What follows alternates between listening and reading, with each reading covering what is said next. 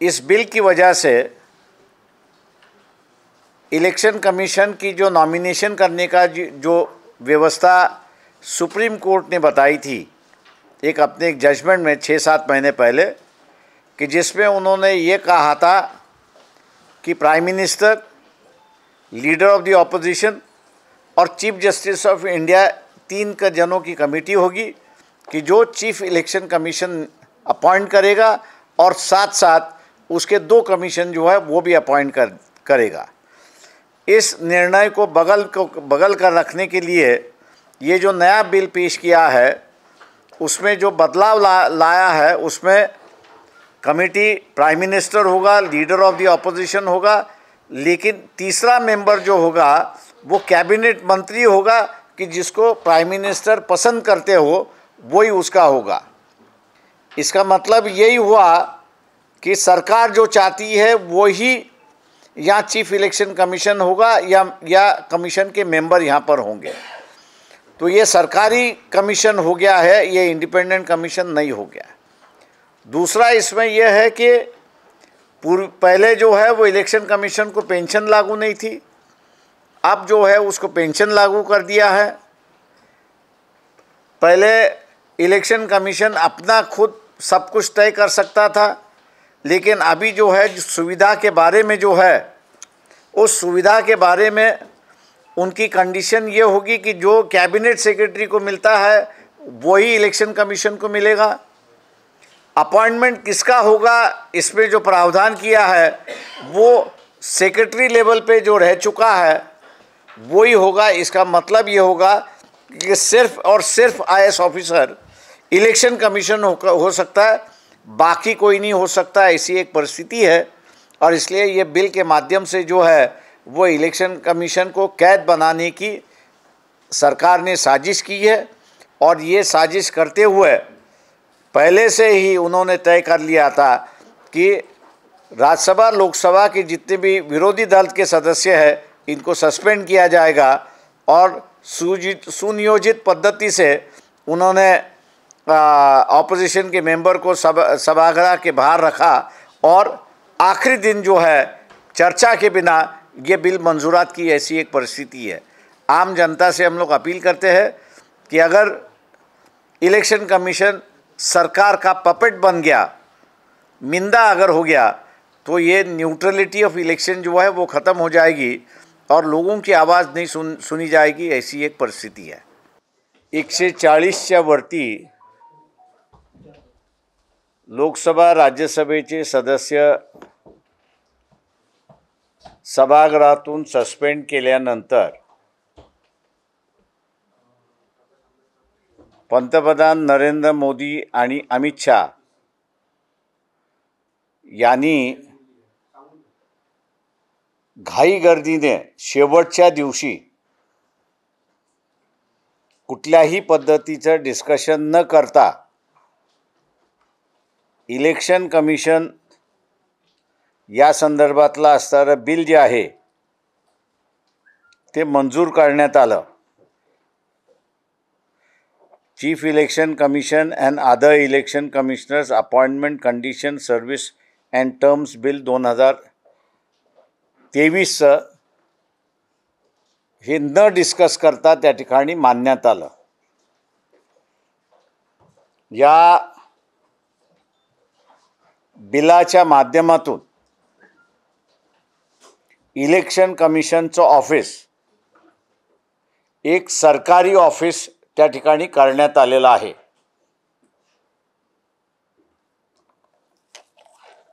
याच्या अगोदरची जी प्रोव्हिजन होती, संविधानिक प्रोव्हिजन जी होती, त्याच्यामध्ये चीफ इलेक्शन कमिशन याची पोझिशन सर्वात मोठी होती। त्याला चेअरमन जरी म्हटलं होतं तरी चीफ इलेक्शन कमिशन आणि इतर कमिशन्स यांच्यामधला फरक त्या ठिकाणी करण्यात आला होता आणि तो म्हणजे चीफ इलेक्शन कमिशनला काढण्याची पद्धत ही सुप्रीम कोर्टाच्या जजला काढण्याच्या पद्धतीसारखीच होती किंवा सुप्रीम कोर्टाच्या जजला काढण्याची जी प्रक्रिया आहे तीच प्रक्रिया चीफ इलेक्शन कमिशनसाठी होती. परंतु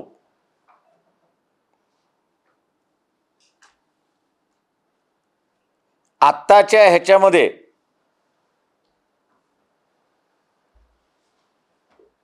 जी काही परिस्थिती करण्यात आलेली आहे कायद्यामध्ये ती म्हणजे निर्णय हा मेजॉरिटीने होणार. पूर्वी परिस्थिती अशी होती की चीफ इलेक्शन कमिशनला इतर जण ज्यावेळेस अपॉइंट केल्या जात होते ते त्यांना असिस्ट करणार अशी परिस्थिती होती. पण आता असणारा चीफ इलेक्शन कमिशनची पोझिशन डाऊन करून त्याला उरलेल्या कमिशनबरोबर त्या ठिकाणी आणण्यात आलेला आहे. दुसरा जो महत्त्वाचा बदल ह्या ठिकाणी करण्यात आलेला आहे तो म्हणजे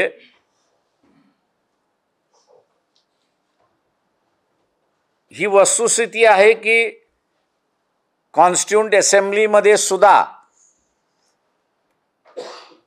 इलेक्शन कमिशनची परिस्थिती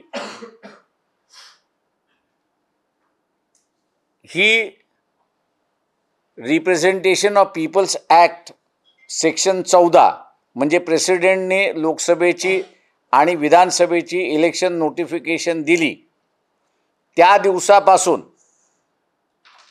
ते इलेक्शन संपून सर्टिफिकेट देईपर्यंत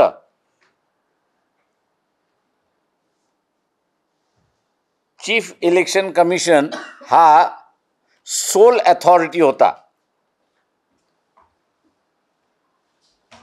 एका अर्थाने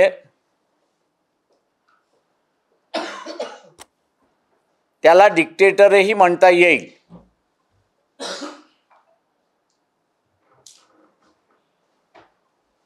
एकदा सेक्शन 14ची नोटीस पब्लिश झाली आणि इलेक्शन संपेपर्यंत सुप्रीम कोर्टालाही त्या ठिकाणी अधिकार नव्हता अशी परिस्थिती आहे. जे काही इलेक्शनला चॅलेंज करायचं आहे ते इलेक्शनची प्रक्रिया म्हणजे निवडून आलेल्यांचं गॅझेट झाल्यानंतरच करता येते अशी परिस्थिती होती. आणि त्याच्यामुळे 70 वर्ष या देशातलं इलेक्शन हे सुरळीत पार पाडलं अशी परिस्थिती आहे. पण आत्ता जो असणारा एक आमूलाग्र बदल त्या ठिकाणी करण्यात आलेला आहे तो म्हणजे ही जी इलेक्शन कमिशनची पॅरामाउंट परिस्थिती जी आहे ती कॉम्प्रोमाइज करण्यात आलेली आहे. आणि कॉम्प्रोमाइज करून इलेक्शन कमिशन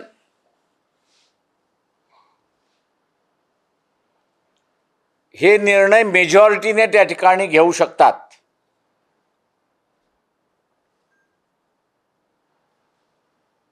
याचाच अर्थ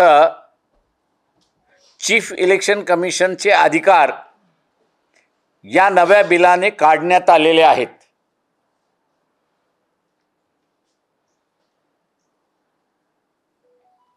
उद्या चीफ इलेक्शन कमिशन आणि मतभेद झाले, इलेक्शन कंडक्ट करण्याच्या प्रोसेसमध्ये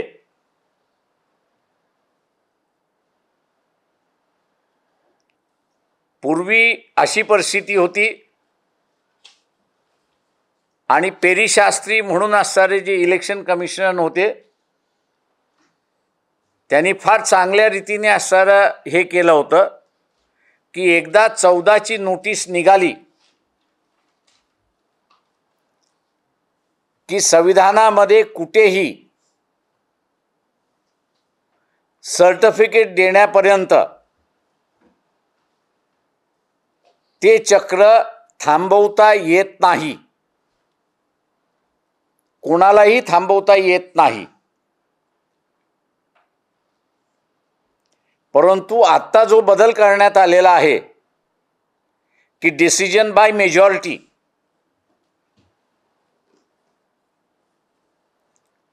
त्या डिसिजन बाय मेजॉरिटीमध्ये उद्या ते इलेक्शन कंडक्ट करताना मतभेद झाले तर ती पूर्णपणे इलेक्शन प्रोसेसला खेळ बसते.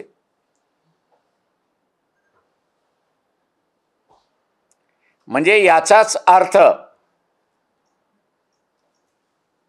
की इलेक्शन निकाल आणि इलेक्शनचा प्रचार हा आपल्या बाजूने लागत नाही असं त्या काळच्या रुलिंग पार्टीला जर वाटलं तर जी निवडणुकीची प्रक्रिया आहे ती जर आपण लक्षात घेतली, सुप्रीम कोर्टाने याच्यामधला एक निकाल दिला होता. सुप्रीम कोर्टाने निकाल देताना त्यांनी सिलेक्शन कमिटी कशी असावी त्या ठिकाणी त्यांनी नमूद केलं होतं. सुप्रीम कोर्टाच्या निर्णयामध्ये selection committee he prime minister, leader of the opposition आणि चीफ जस्टिस ऑफ इंडिया असं असावं असं सुप्रीम कोर्टाच्या निर्णयामध्ये नमूद करण्यात आलं होतं. परंतु आता हे जे 2023चं जे बिल आहे त्या बिलामध्ये सिलेक्शन कमिटी हे प्राईम मिनिस्टर असेल, LOP म्हणजे लीडर ऑफ ऑपोजिशन असेल आणि एक माणूस कॅबिनेटला जो प्राईम मिनिस्टर ठरवेल तो. म्हणजे याचाच अर्थ त्या कमिटीचं इंडिपेंडन्सी संपलेली आहे. लीडर ऑफ द ऑपोजिशन हा मायनसमध्ये गेला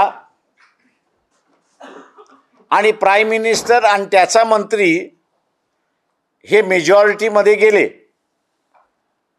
त्याच्यामुळे जे कोणी अपॉइंट केल्या जाणार इलेक्शन कमिशनर्स म्हणून ते सगळे सरकारी कर्मचारी असतील. कायद्यामध्ये जी तरतूद करण्यात आलेली आहे त्या कायद्यामध्ये तरतूद करत असताना चीफ इलेक्शन कमिशन आणि इतर कमिशनर्स हे जे आहेत हे post of secretary central government या हुद्द्याचे असले पाहिजेत. याचाच अर्थ यापुढचे इलेक्शन कमिशनर आणि चीफ इलेक्शन कमिशनर हे IAS मधनंच असतील. नॉन IAS इंडियन जो आहे त्याला यापुढे इलेक्शन कमिशन होता येणार नाही अशी तरतूद केलेली आहे. ही तरतूद घटनेच्या पूर्णपणे विरोधात आहे.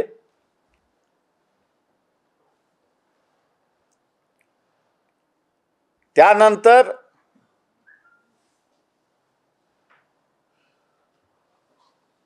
इलेक्शन कमिशनकडे फायनान्शियल पॉवर्स होते. तिथेही कॉम्प्रोमाइज करण्यात आलेली आहे आणि इलेक्शन कमिशनचं ऑफिस सुट्टीच्या संदर्भातला असेल, ट्रॅव्हलच्या संदर्भातला असेल किंवा हेल्थच्या संदर्भातला असेल तर त्यांना कॅबिनेट सेक्रेटरीची जी फॅसिलिटी आहे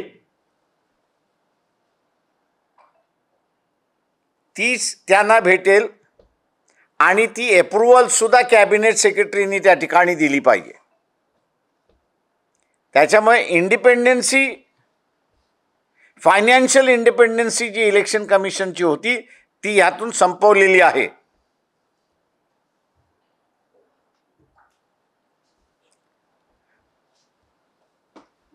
तिसरं जे आहे,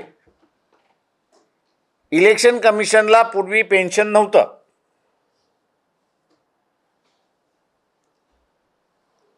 आता असणाऱ्या इलेक्शन कमिशनला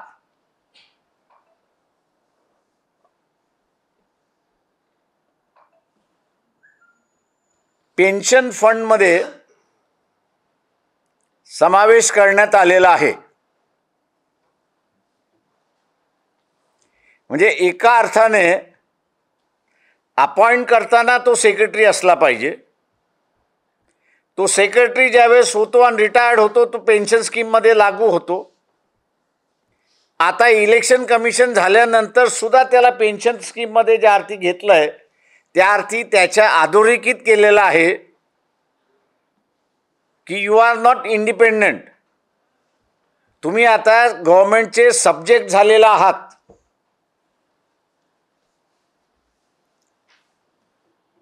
सुट्ट्या पूर्वी इलेक्शन कमिशननी घ्यायच्या की न घ्यायच्या हा त्यांच्या मर्जीवरचा भाग होता.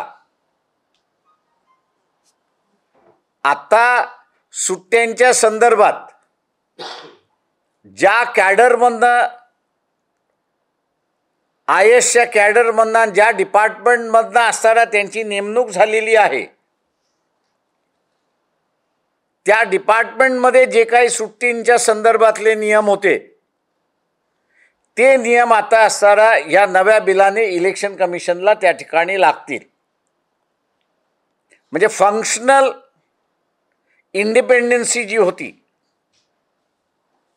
ती फंक्शनल इंडिपेंडन्सी सुद्धा या ठिकाणी संपवण्यात आलेली आहे.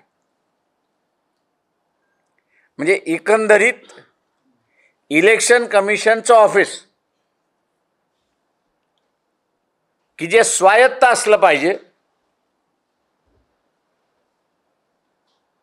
ते स्वायत्त न राहता ते आता सरकारी डिपार्टमेंट झाले अशी असणारी परिस्थिती आहे.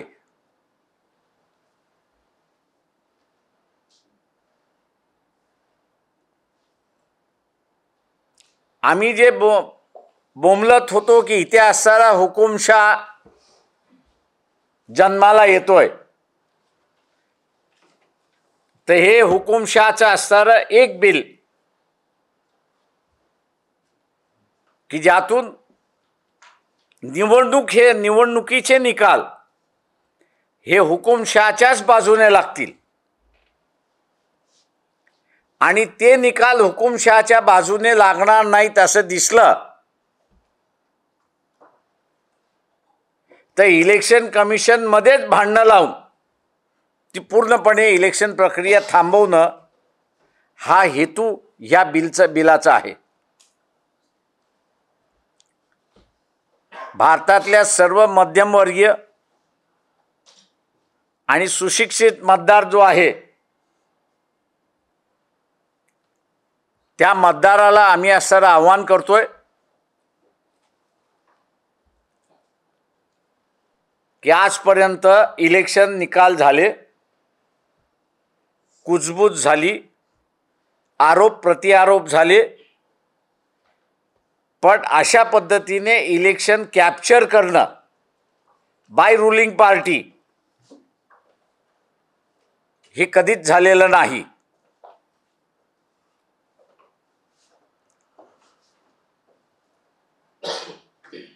आणि यातून एक नवा संघर्ष उभा राहील असं मला त्या ठिकाणी दिसतंय. NDAचे घटक आहेत. या NDAच्या घटकांना मी म्हणणार आहे की वाघ म्हटला तरी खातो आणि वाघोबा म्हटला तरी खातो. तेव्हा भीतीपोटी जे आपण शांत बसलेला आहात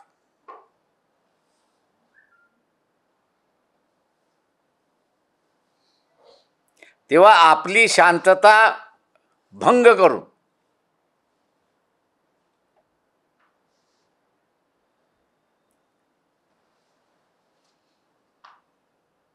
देशामध्ये इलेक्शन मॅन्युप्युलेट करण्याच्या दृष्टिकोनातून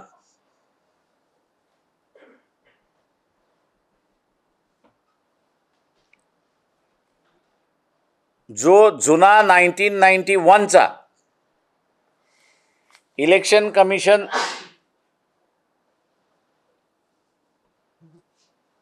रेग्युलेशन ॲक्ट होता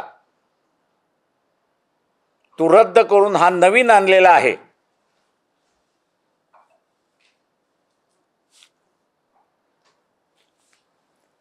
हा नवा ॲक्ट इलेक्शन कमिशनला गुलाम करणारा आहे.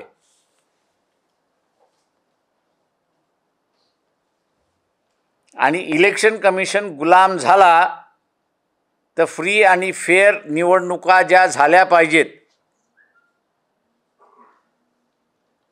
त्या होणार नाहीत. आणि म्हणून इंडियाचे जे घटक आहेत या सर्वांनी त्यांच्या ॲब्सन्समध्ये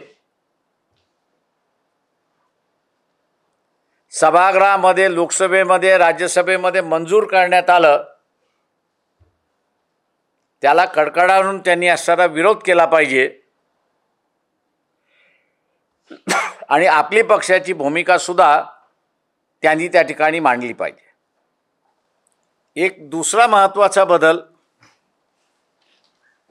तो म्हणजे रिजनल इलेक्शन कमिशनर जे नेमल्या जात होते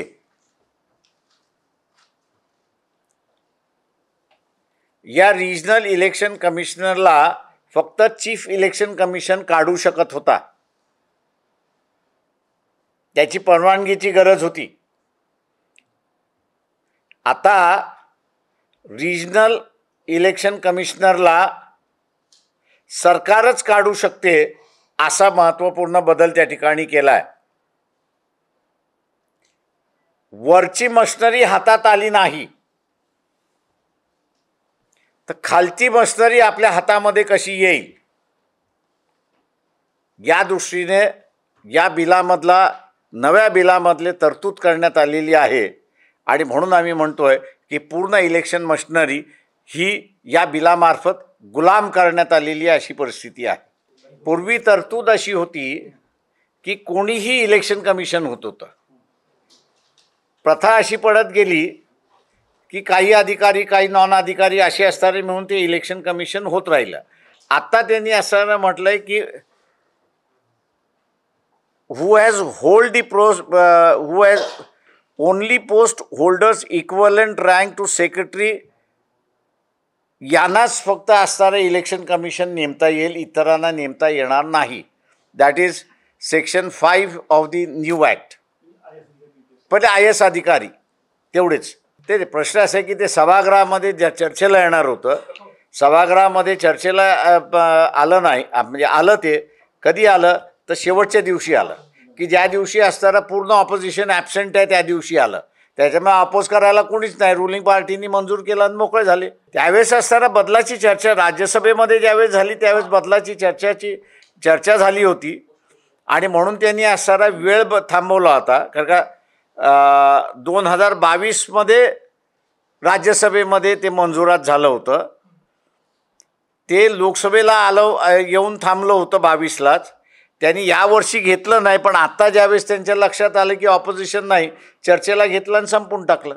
हे आहे. त्याच्याबरोबर असणारा CRPC आहेत, वेगवेगळे कायदे आहेत, त्याच्यासाठीच असणारे सस्पेन्शन आहे. त्यांना आम्ही असणाऱ्या ह्याच्यावरती बोलवणार बैठकीला. पण आम्ही एवढा मोठा पक्ष नाही की ते आमच्या असणाऱ्या निमंत्रणाला येतील.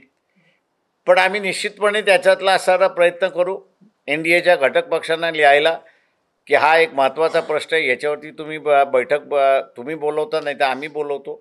त्या बैठकीमध्ये आपण यावं ते प्रयत्न आम्ही करू ना. ऑफकोर्स हे अनकॉन्स्टिट्युशनल आहे. पार्लमेंटला आता एक महत्त्वाचा आम्ही त्याच्यामध्ये आहेत. मेनका गांधीच्या केसपासून सुरुवात झालेली आहे पॉवर्स ऑफ पार्लमेंट म्हणून.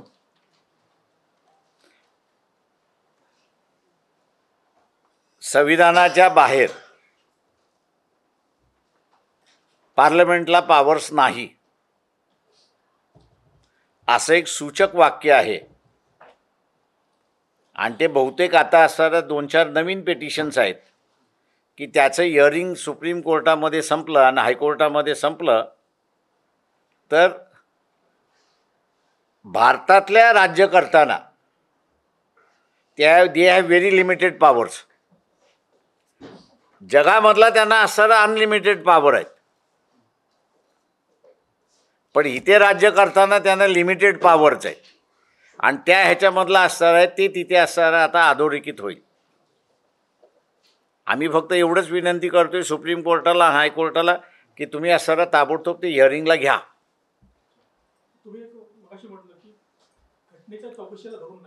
हे घटनेच्या चौकटीला धरून independency of election commission is a basic feature of the constitution. तुम्ही त्याला ज्यावेळेस नोकर केलेला आहे त्यावेळेस त्याची इंडिपेंडन्सी तुम्ही कॉम्प्रोमाइज केलेली आहे. दुसरं त्याच्यामध्ये असं आहे की सुप्रीम कोर्टाने दिलेला निर्णय 7 महिन्यापूर्वी दिलेला निर्णय की इलेक्शन कमिशन वादातीत आहे तुमच्या अपॉइंटमेंटच्या संदर्भातलं आणि म्हणून with the consent of government. तिथे अटर्नी जनरल सुद्धा हजर राहिले होते.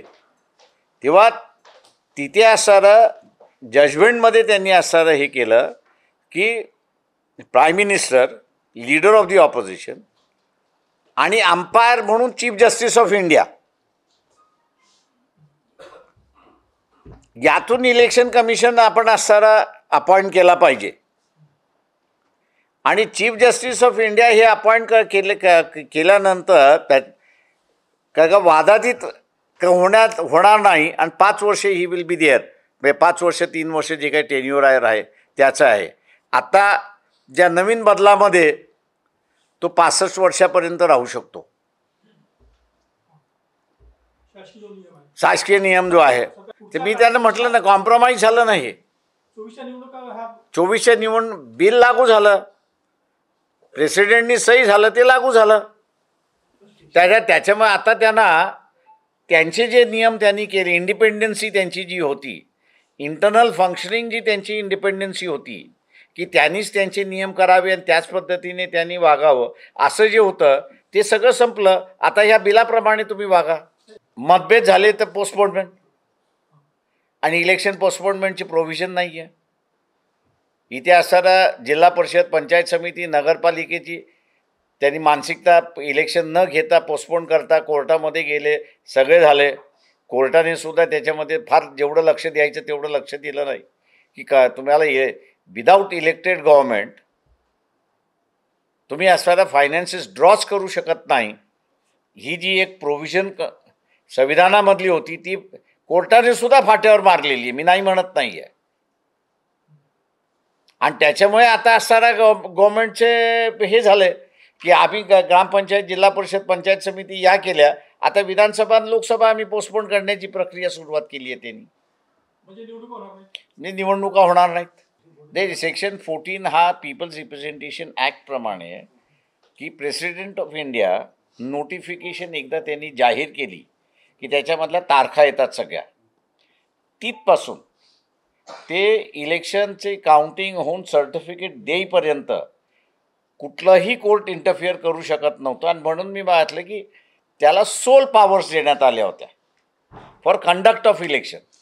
तुम्हाला त्या इलेक्शनच्या संदर्भातलं काहीही पिटिशन दाखल करायचं असेल तर ते आफ्टर इलेक्शन संपल्यानंतर, कारण का इलेक्टेड गव्हर्नमेंटच पैसे खर्च करू शकते, ॲडमिनिस्ट्रेशन पैसे खर्च करू शकत नाही.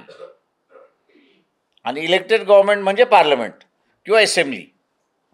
त्याच्यामुळे असेंब्ली आणि पार्लमेंट कदाचित ती बेकायदेशीर सुद्धा असेल, मान्य आहे मला, पण ती अस्तित्वात असली पाहिजे. आणि त्या दृष्टिकोनातून इलेक्शन कमिशनला ॲब्सोल्यूट पॉवर्स देण्यात आले होते त्या पिरियडमध्ये. ते मी आता म्हणेन की जी हुकुमशाही होती इलेक्शन कमिशनची ती हुकुमशाही संपवली. आणि आता असताना सहमतीची नाही, आता असताना पंतप्रधानाची हुकुमशाही आली. आपल्याला एक माहीत असेल की कर्नाटकमध्ये ह्या नाही मागच्या निवडणुकीमध्ये सुप्रीम कोर्टाच्या निर्णयाप्रमाणे असणाऱ्या 5 मतदारसंघामधलं EVM मधलं मतदान आणि VVPAT मधलं मतदान आपण असं काउंट करावं. काउंटिंगमध्ये EVMचं याच्यामधनं X निवडून आला. ज्यावेळेस VVPATचं मतदान झालं म्हणजे काउंटिंग झालं त्यावेळेस Y निवडून आला. ते मॅटर कोर्टात गेलं आणि कोर्टानं सांगितलं Y जो आहे VVPATनी निवडून आलेला आहे तो खरा निवडून आलेला आहे. हे हायकोर्टमध्ये कर्नाटकचं आहे. म्हणजे आत्ता झालेलं 2019-2013च्या निवडणुकीमधलं आहे. हां, 13च्या निवडणुकीमधलं आहे ते. आणि दॅट इज रिपोर्टेड. हे आता हे जर घडलं असेल, डिफरन्स कशाचा आला तर EVMचा आला आणि VVPATचा आला. देअरफॉर आम्ही जे म्हणतोय की there is a possibility of manipulation apparently आलेली आहे. मागच्या निवडणुकीमध्ये म्हणजे ते 2019च्या जे निवडणुका झाल्या त्या 2019 निवडणुकीपैकी 372 पार्लमेंटरी कॉन्स्टिट्युन्सीजमध्ये डेफिशियन्सी ऑफ वोटिंग आणि ॲडिशनल वोट्स म्हणजे मायनस वोट आणि प्लस वोट हे 373 कॉन्स्टिट्युन्सीजमध्ये आलेले आहेत.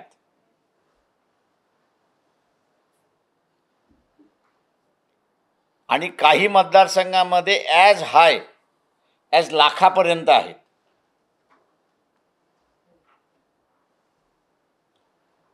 त्याच्यामुळे असणारं आता ग्राउंड जे आहे ते हे म्हणायला लागले की वेदर दिस इज रिझल्ट जो येतोय तो ट्रूथफुल आहे की मॅन्युप्युलेटेड आहे. त्याच्यामुळे ही चर्चा आता सुरुवात झालेली आहे. या राज्यांच्या ज्या निवडणुका झाल्या मध्य प्रदेश, राजस्थान आणि छत्तीसगड आणि इव्हन तेलंगणा, माझ्या माहितीप्रमाणे 223 असेंब्ली कॉन्स्टिट्युन्सीज यांच्यामधला poll votes and counted votes याच्यामधला डिफरन्स आलेला आहे.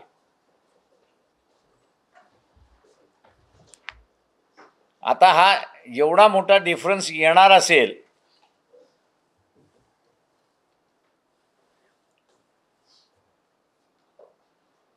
तर मग आमचं म्हणणं आहे जनरल पब्लिकनीच आता असताना हा विचार केला पाहिजे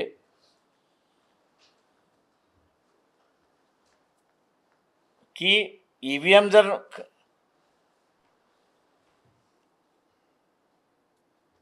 आपण केलेलं मतदान रिफ्लेक्ट करत नसेल तर बॅलेटवरती आलं पाहिजे. आता बॅलेटवरती प्रचार करताना काय चाललंय की बॅलेट लुटल्या जाऊ शकतात, EVM सुद्धा लुटल्या जाऊ शकतात. पण बॅलेटमध्ये मी माझ्या मताचा मालक आहे.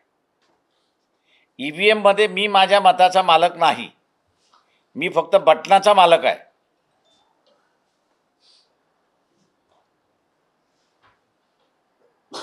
त्याच्यामुळे आम्ही असं म्हणतोय की जिथे मी माझ्या मताचा मालक नाही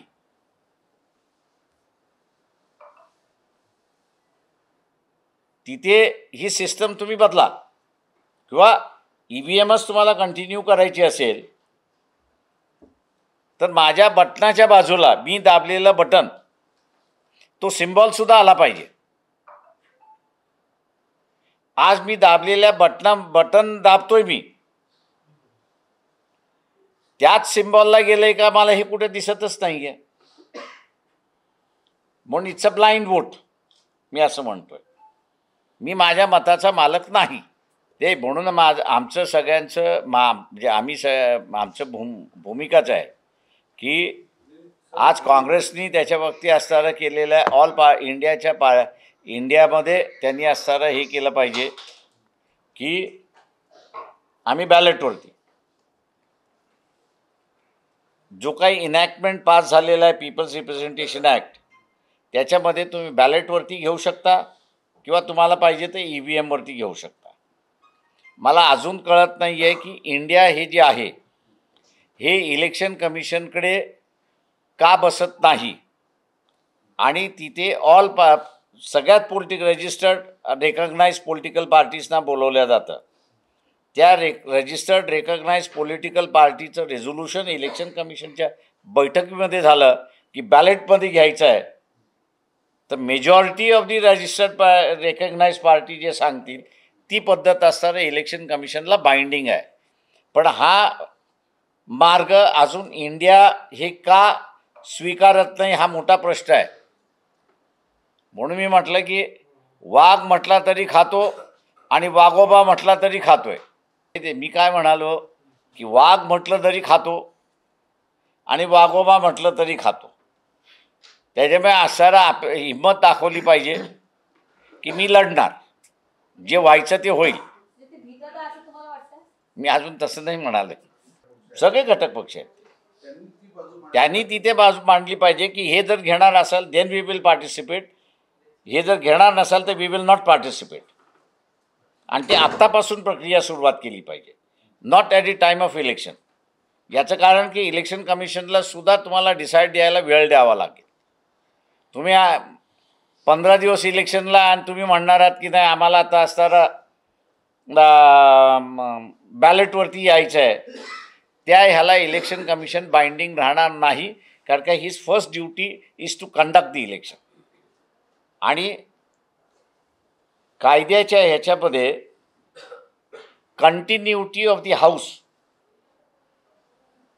हा बऱ्याच जजेसना सुद्धा लक्षात येत नाही. Continuity of the house is most important. ती कंटिन्युटी नसेल तर जुन्या कामकाजाचा नव्या कामकाजाचं लिंकेज राहत नाही. त्याच्यामुळे इलेक्शन कमिशन काय म्हणतो की जुनं सभागृह 15 मार्चला संपणार असेल तर मला असणारा मार्चच्या पहिल्या आठवड्यामध्ये नवीन सभागृह गठीत करून त्यांचं गॅझेट करून दॅट इज माय रिस्पॉन्सिबिलिटी, आणि म्हणून मी तुमचं ऐकणार नाही, हे तो सहज म्हणू शकतो आणि त्याला कोणी कंपेल करू शकत नाही.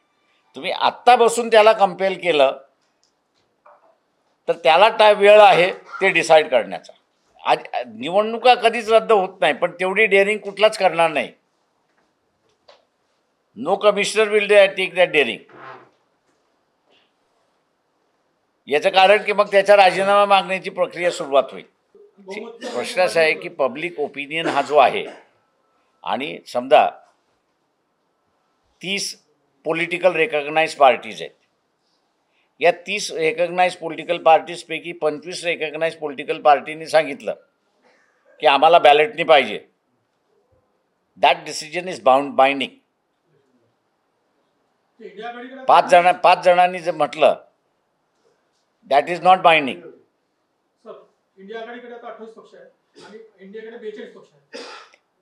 ते रेकग्नाइज मी म्हणतोय, त्याच्यामध्ये जे रेकग्नाइज पॉलिटिकल पार्टीज आहेत, not registered political parties, recognise political parties मधले जे आहेत दे कॉन्स्टिट्यूट दी बल्क. उरलेले रजिस्टर्ड आहेत त्यांच्याकडे मतदान आहे, नाही असं नाही, पण ज्याला रुलिंग म्हणून आपल्याला म्हणता येईल ते रुलिंग म्हटलं म्हणजे रेकग्नाइज पॉलिटिकल पार्टीज आहेत ते. त्याच्यामध्ये त्यांच्यापैकी समजा 30 जण आहेत असं धरून चालू, 25नी म्हटलं नाही वी वॉन्ट बॅलेटच घ्यावं लागेल तुम्हाला.